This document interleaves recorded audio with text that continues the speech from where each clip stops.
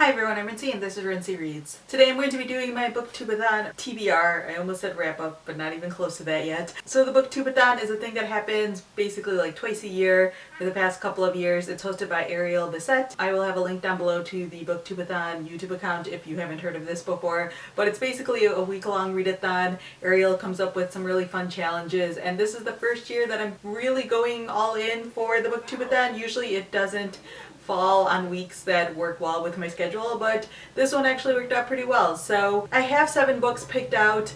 I have no illusions that that's actually going to happen. I mean, maybe it will. These books aren't that long. Well, one of the books is kind of long. But seeing as how I've read like 5 to 6 books on average per month, reading 7 books in a week seems really like a stretch, but you never know. No harm in trying. What's a readathon if you don't set ridiculously large goals for yourself? So the first challenge is to read a book that has yellow on the cover. So for that I'm doing A Brief History of 7 Killings by Marlon James. This is a very large book. I mean, it's not that large, but it's, you know, on the longer side, especially for a readathon. But I've already started this one. As of right now, I'm about a third of the way through the book, or maybe like a quarter of the way through the book. And I'm recording this TBR early, so by the time the readathon starts, I'll be farther into it. I'm hoping that by the time the readathon starts, I'll be at least at the halfway point of this book. I've been reading this one super slowly just because this book is really intense. So reading more than like 20 pages in a day can sometimes be a lot, but I'm hoping that with the readathon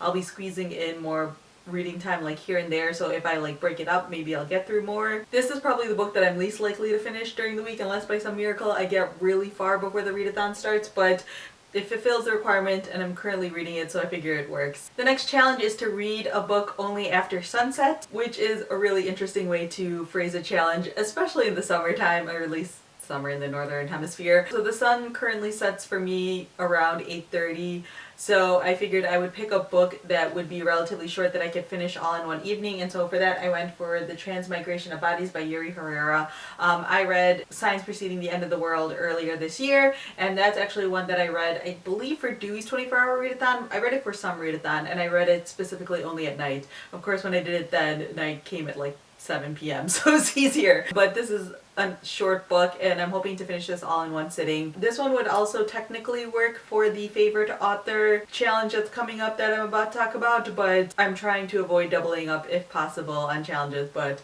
if I need to double up in the end, this one also works for that. The next challenge is to read a book that you discovered because of BookTube. I put a little poll on Twitter asking if I should read 3 different books. It was between Six of Crows, An Ember of Ashes, is that what it's called? An Ember of the Ashes, you know, the popular one that everyone talks about, and then The Archive by V.E. Schwab or Victoria Schwab. In the end, I decided to just go with my gut as opposed to following the poll, but that's also partially because I heard mixed things about An Ember in the Ashes, or whatever it's called, and Six of Crows, or at least for a readathon point of view, so I'm going with The Archive by V.E. Schwab. I own this on ebook. I bought it a long time ago when it was on sale for like $1.99 or something like that, and I just never got around to reading it, so I'm going to try to do that for this one. The next challenge is to read a book by a favorite author.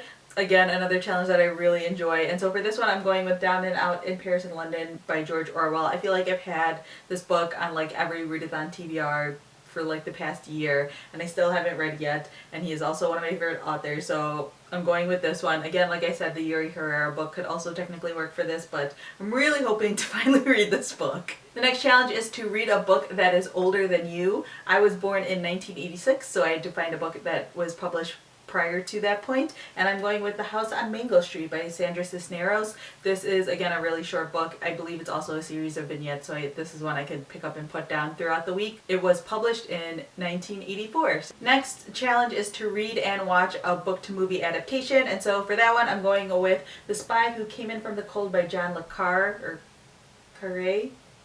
I'm not sure how to say that. This is like a really well-known spy novel. I picked this up randomly. I believe it was at like a library book sale, and it's one of these World Book Night editions. And I'm going to be getting a copy of this film from the library. It's like a classic film that I've just never seen either. I don't watch a lot of movies, so that shouldn't be that surprising to anyone. But I'm very excited to read this book because it's been sitting on my TBR for a really long time as well, and then to watch the movie. And then the final challenge is to read 7 books, and like I said, I don't actually think I'm going to be able to do this. I mean, maybe I can, but I have very low expectations of myself. But if by some miracle I get through all of that, the final book that I have on my TBR is The Haunted Bookshop by Christopher Morley. This is going to be literally the lowest priority on my TBR. I'm going to try to get through all those other ones first so that way I can finish those other challenges. But again, if I need a 7th book, I'll have this one ready to go. This is one of the Melville House Art of the Novella series books. Again, this is another one that I put on every readathon TBR because it's nice and short, so... So here is my TBR for you guys. This seems relatively doable, like just looking at it physically, just because I know I've done a lot of reading during readathons in the past, and all of these are really short.